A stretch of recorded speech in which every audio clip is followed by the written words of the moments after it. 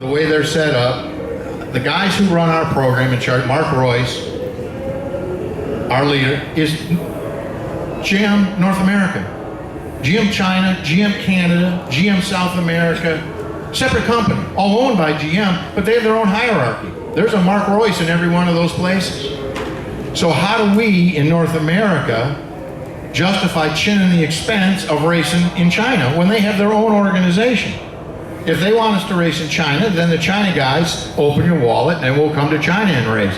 If they want to race in Rio de Janeiro, the South America GM needs to open their purse. You see where I'm going with this. North America can't be expected to chin for global racing. When we go to one race, Le Mans, we cover the globe.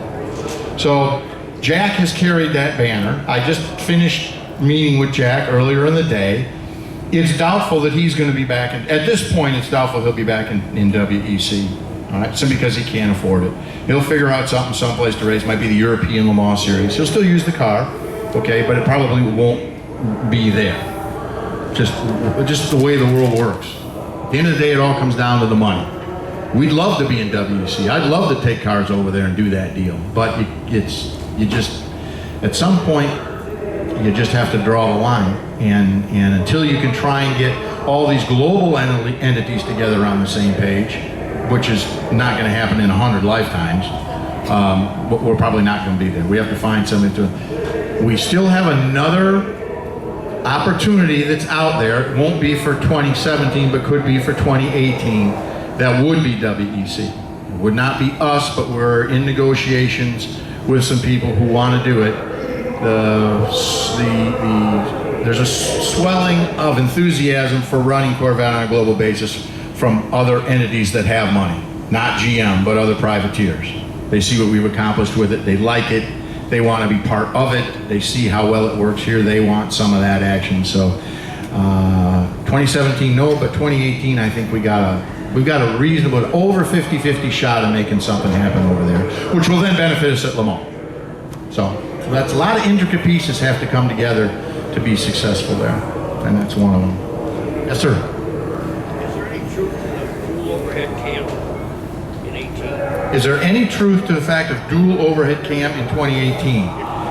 I'll answer that by saying there is not an auto manufacturer in the world, bar none, that you can walk into our global propulsion systems laboratories and warehouse and see completed, ready to go, plug and play, virtually every configuration of engine you can dream of that can be just slid off the shelf and plugged into a production car. From 1-cylinder engines to 12-cylinder engines. They're all done. Research is completed. So as far as future power plants go, anybody can make that call. Take your guess. I don't know the answer to it. And I can tell you this, the guys building the car, whatever our next generation is, don't have the answer yet. So is it a possibility? Of course. There's a possibility it could be a twin turbo 6. It could be a naturally aspirated V8 just like it is. All that stuff is done. But you have to get far enough along in vehicle development and look at all the attributes of it. You know, the engine we run right now, I could run forever. There is no reason to change this. None. When you look at how tiny this package is, I mean, it's tiny physical size. And obviously then it's tiny physical weight. The few moving parts that are in this thing, I mean, it's got a camshaft, 16 push rods, some valves, you're done. There's nothing to break inside it. You get into a dual overhead cam engine, it's literally twice this, I can't pick up a head. It's got 2 cams in it, you have 4 times as many cams, everything is, chain drives, gears. You have taken opportunities to fail and multiplied it by about a factor of 20 when you get into engines like that. All that multi-valve stuff. They're taller, they're wider, they're heavier. The thing they do though is they burn cleaner. From an emissions standpoint, it's much easier to control a dual overhead cam emission controls on a dual overhead cam than it is on a 2-valve cam and block engine. So that's part of the issue that the designers have to go through. It's not just a choice of power. I mean, I can put one of our Ecotec 2-liter 4-cylinder engines and develop over 700 horsepower with it and put it in a Corvette. A 4-cylinder, 2-liter. So cylinders and displacement are a thing of the past. The technology has reached a point where it doesn't matter. And I'll speak at things all the time. Well, I hope we're not going to a V6. I said, well, if I told you it's 720 horsepower? Oh, well, I'm not going to listen to that. I said, well, there you go. You know, it's old school, this thinking I got to have a V8. Don't. I like this one because we've got it down.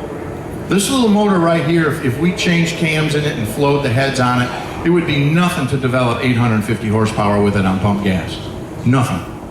Done. And it weighs, you know, 303 pounds. You can't do that with other motors. This is the most highly sophisticated, naturally aspirated 2-valve V8 ever invented. So it's a great motor.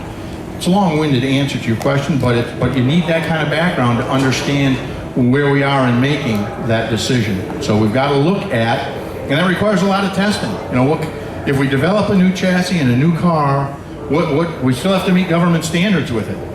So will this engine in that configuration meet the upcoming EPA standards? May very well not, which would say, oh, sorry, now we got to go to the super sophisticated. You know, it's just like twin clutch transmissions. Well, why are we going to get on twin? Why do we want that? We got a 10-speed now in the Corvette that's 2/100ths of a second faster shift than in the most advanced Ferrari or Porsche dual clutch transmission. Why do I need that? I don't need that. There's alternate ways around it. We tend to look at things that we think might be old or antiquated when the reality of it is, dude, we have the Corvette Z06 to out-accelerate it, out-brake it, and out-corner it on a production-based vehicle. You got to spend over $1 million.